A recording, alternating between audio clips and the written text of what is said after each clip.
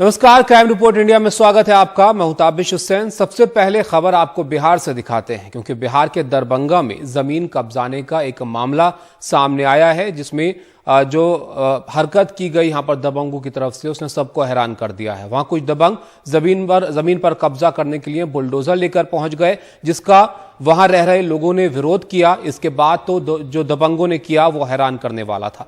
विरोध कर रहे लोगों को दबंगों ने जिंदा जलाने की कोशिश की, जिसमें 2 लोग बुरी तरह से झुलस गए, जिनकी मौत हो गई है, और मृतकों में एक गर्भवती महिला भी है। आग में घर का एक हिस्सा भी जल गया और इस पूरी घटना का सीसीटीवी फुटेज सामने आया है। फिलहाल इस मामले में पुलिस जांच में जुटी है और आरोपी गिरफ्त से बाहर है।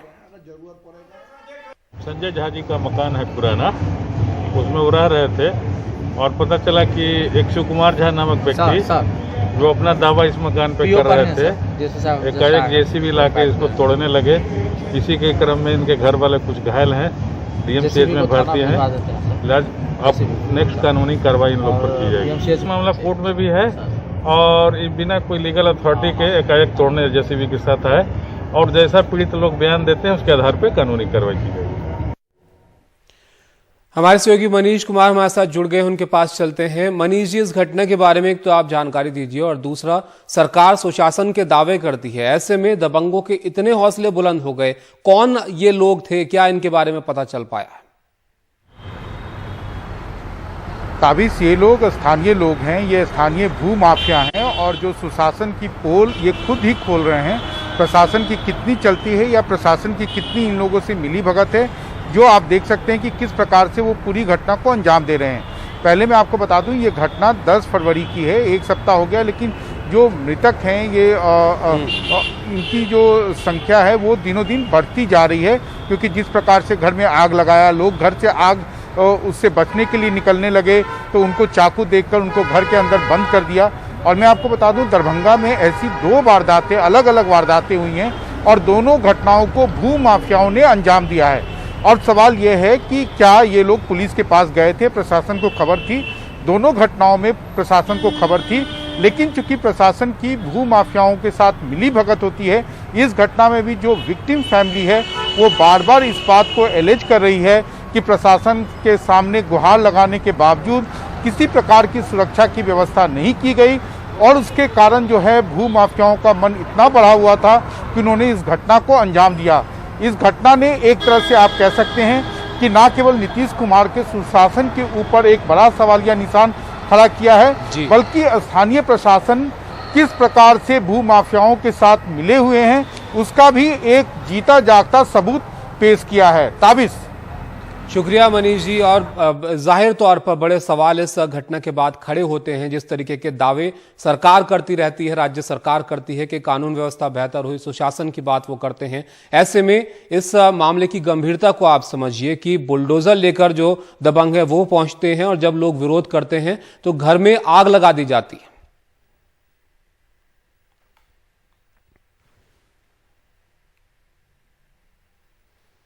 अब खबर दिल्ली से आपको दिखाते हैं। दिल्ली की ओल्ड सीमापुरी से मिली आईईडी के बारे में नई जानकारी सामने आई है। जानकारी के मुताबिक आईईडी में 3 किलोग्राम विस्फोटक का इस्तेमाल किया गया था। यह विस्फोटक गाजीपुर से मिले आईईडी से मेल खाता है। हिमाचल प्रदेश के कुल्लू से भी इसी तरह का विस्फोटक कार से बरामद हुआ था। संदिग्ध फरार हैं और किराएदार फर्जी नाम और पते पर ओल्ड सीमापुरी के घर में रह रहे थे, जहां से आईईडी बरामद की गई है। 17 जनवरी को रिपब्लिक डे परेड से पहले गाजीपुर में आईईडी रिकवर हुआ था। उसके बाद उसके इन्वेस्टिगेशन के दरमियान कुछ इंटेलिजेंस और कुछ इन्वेस्टिगेशन में एविडेंस आए थे, जिसमें पता चला था कि इसी तरह की आईईडी सीमापुरी विस्तार में किसी कमरे में है।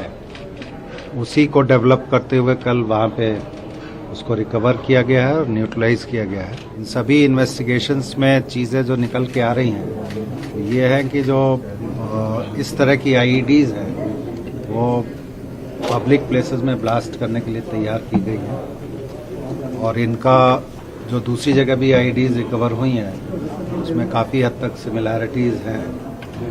ट्रेल इसकी हम लोग निकाल रहे हैं। अभी इन्वेस्टिगेशन हमारा काफ़ी क्रूशल स्टेज पे है।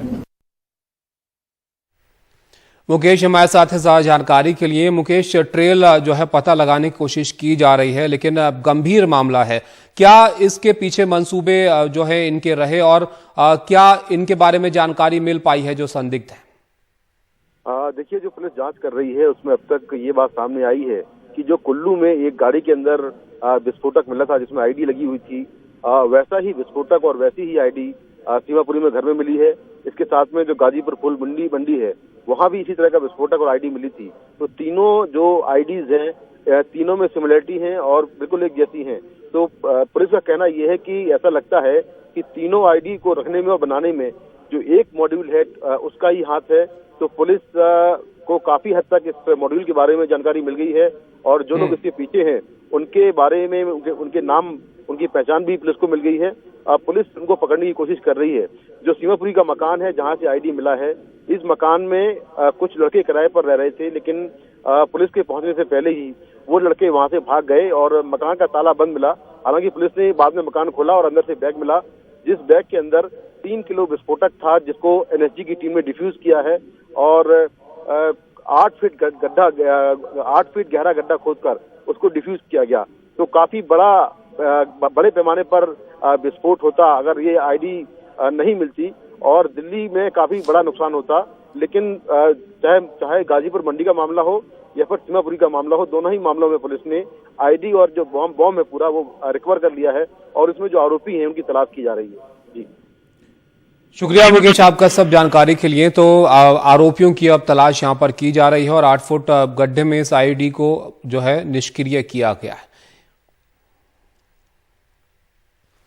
एक ब्रेक के लिए यहां पर रुकते हैं। ब्रेक के बाद भी क्राइम रिपोर्ट इंडिया जारी रहेगा। अहमदाबाद ब्लास्ट केस में कोर्ट ने सजा का ऐलान किया है और 38 दोषियों को फांसी की सजा सुनाई गई है। 49 दोषियों में से 38 को फांसी की सजा सुनाई गई है और 11 को उम्र कैद की सजा जो है अहमदाबाद की स्पेशल कोर्ट ने सुनाई है और इसका ऐलान किया गया है। 26 जुलाई 2008 में यहां पर धमाके हुए थे जिसमें 56 लोगों की मौत हुई थी। एक केस में सबसे ज्यादा लोगों को फांसी देने वाला यह केस है।